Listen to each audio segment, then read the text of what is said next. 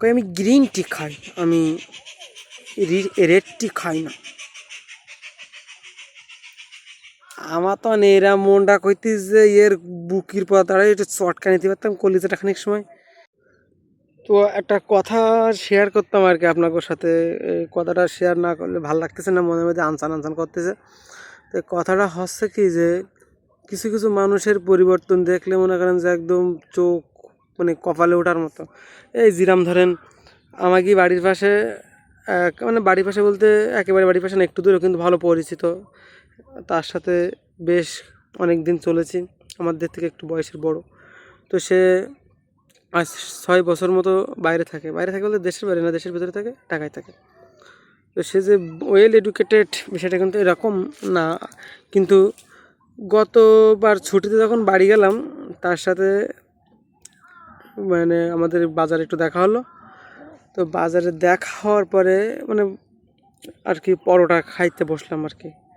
তো আমি বললাম যে পরোটার সাথে কি ডিম ভাজি খাবেন?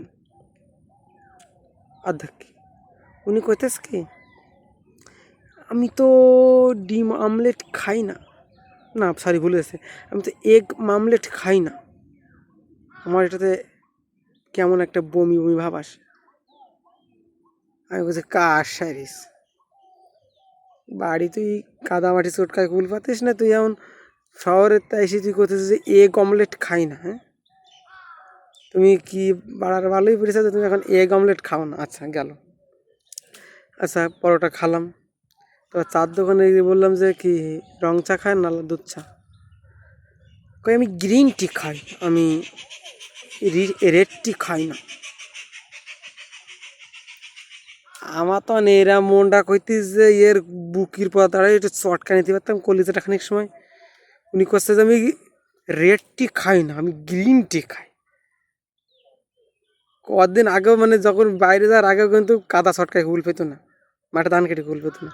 এখন তিনি কইতিস কি আমি গ্রিন টি খাই, রেড টি খাই না। মানে এই ধরনের মানুষের আর কি পরিবর্তন দেখলে গা হাত পা গেলে একদম তীর বিকুর জ্বলে ওঠে।